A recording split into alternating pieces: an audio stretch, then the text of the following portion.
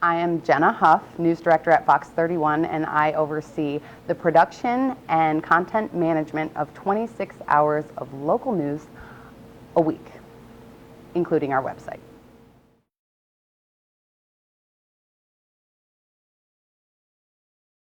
My first job was I'd say my first legit job was a pizza delivery girl. I was the only girl in an all-male restaurant, which was a learning experience and a fun time at that. But I delivered pizzas at my local establishment, I guess, or my local hometown in Michigan.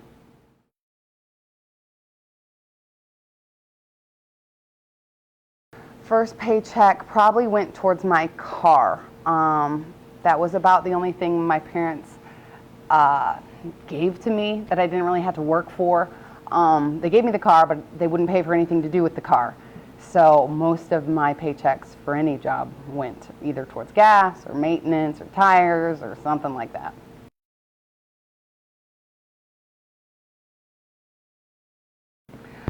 I don't know about my favorite. I don't even think I have a favorite. If I didn't have to have them all, I probably would get rid of them. I'm not one of those people that has to be on Facebook 24/7. I mostly do it to keep track of the news or my staff or what's going on in the world or something, use it towards my job in some way, shape, or form. But I would say the one I use the most is my phone, definitely.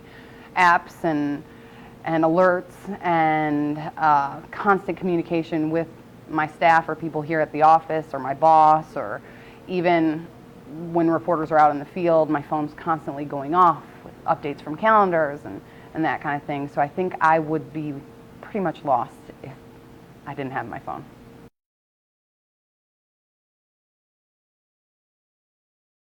Oh man, I feel like I should say something just amazing and I just don't have it. I probably would go, so I'm going to be very honest, I would probably say Justin Timberlake. I have been a huge Justin Timberlake fan since day one, prior to NSYNC, Mickey Mouse Club style. So I would sit down with him. Since then, obviously he's married, I'm married, so that wouldn't work out, but that would be my number one pick.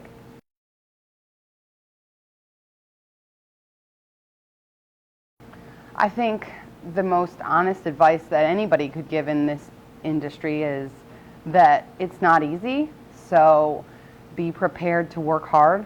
That means we work on holidays, we work more than 40 hours a week. We don't have a normal schedule.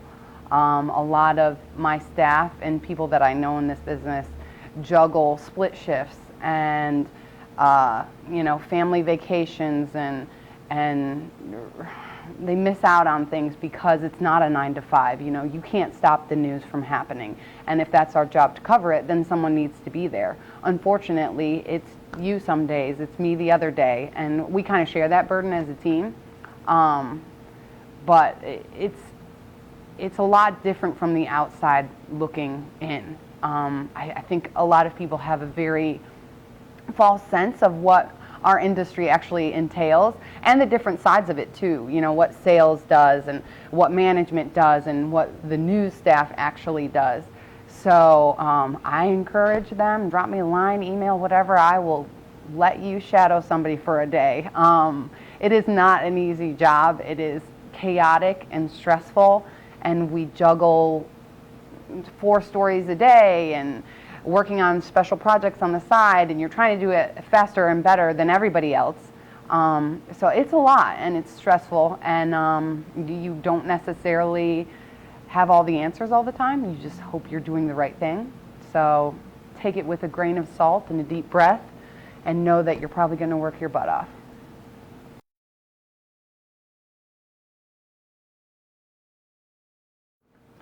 I had no idea what I wanted to be when I grew up, kind of a thing. My sister always knew what she wanted to do. My brother always knew what he wanted to do.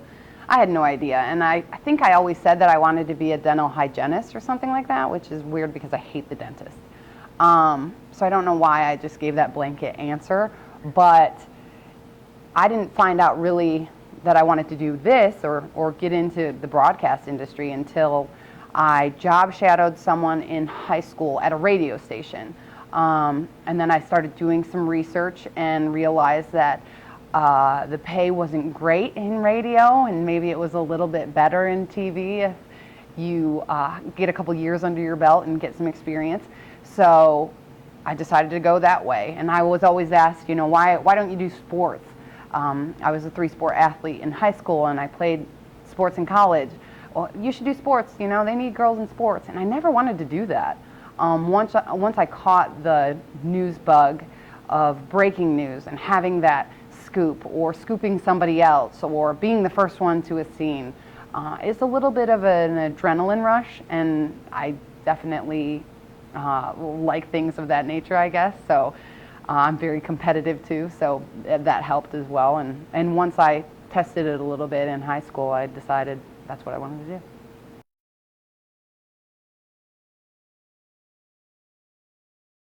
Bright spots definitely come in seeing some of my staff, who tends to be young, succeed. It's always good. I call them a 10-day. You know, if you get that lead story, or you scoop somebody, or you get to send that breaking news alert out, or you have something that nobody else has, which is hard to do in our community. When you have that 10-day, you know it. And you feel it, and everybody else in the newsroom feels it too, and they thrive off that, and they share in that success. And that 10-day gets you through the next couple weeks until maybe the next one comes around, because they're not every day. But that is definitely a highlight. I think our staff gets along really well. Not just the news department, but I feel like everybody in the building. There's a camaraderie here that I don't want to say was lacking, but that has been improved upon, and it's noticeable, and it's infectious, and it's fun, and the people here are fun. They know when to take things seriously and get the job done, and they also know how to be a team player, or be a friend, or be a mother, or be a babysitter, or something like that. If I ever needed anything, I know I could probably go to one of my staffers or one of the other employees at Fox 31, and I'd be covered.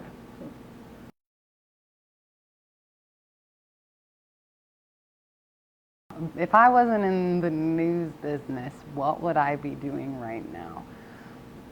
I have no idea. I have thrown around 100 different things in jest to my husband of, if I ever got out of this crazy business, I would do this. And I'm going to stick with the one that I probably have been most serious about, which is, and I don't think there's like any money in this, and those that probably do it will email me and tell me that I'm wrong. Anyway, it's opening up my own boarding facility for dogs. I recently, 2 years ago, rescued my first dog of my own. We had one growing up, but it didn't really like me. Anyway, so I got, and I'm in love with this dog, and I've since rescued a second one. And I think if I had the land and the money to do it, I would open this facility and just take care of other people's puppies and dogs while they're on vacation. Have a big fenced-in yard, you know, maybe with some play toys out there, and just hang out outside and walk them, be a professional dog walker. Is that possible? Does Albany have a calling for that? Maybe I'll do that.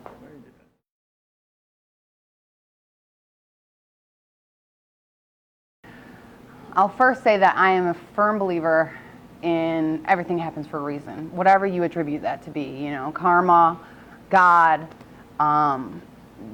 who knows, whatever.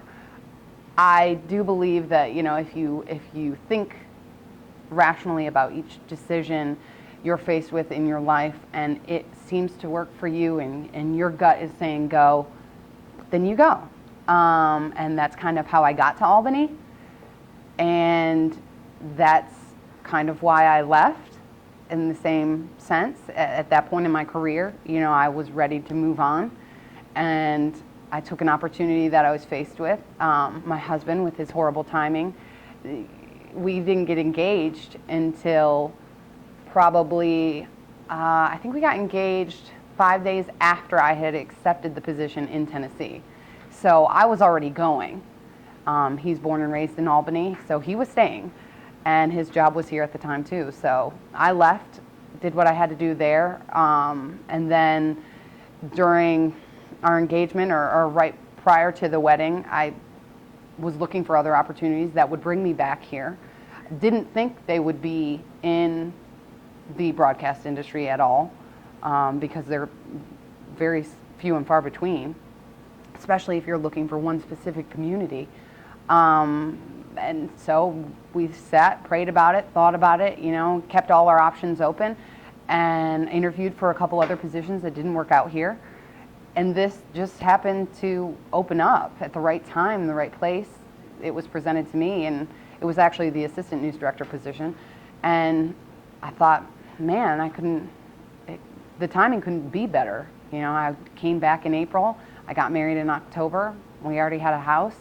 It all just happened to work out that way. So I definitely take that as a sign that I'm supposed to be here doing this, and that I was supposed to come back, and things have worked out okay for the most part now. So I think it is a weird thing, and I know it's different, especially in this industry. Everybody bounces around every 2 years, 5 years, whatever. This just happened to work out. So we'll see where it goes. I'm kind of a fly by the seat of your pants girl.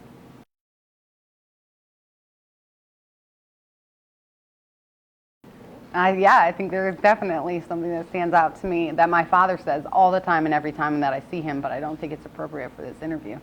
So I won't say it. But it has something to do with the effect of make me proud and keep your head on straight. And I think in knowing that someone is always wanting the best for you and expecting the best out of you and constantly checking on what you're doing and super involved in your life. Even from afar, my parents are still wanting to know what's going on here and following any accolades if we have them at the station, all that kind of stuff. Answering to them rather than just my boss or the community, you know, is very important to me. So I've always been a daddy's girl too, so to please him in any way, you know, I gotta strive for that.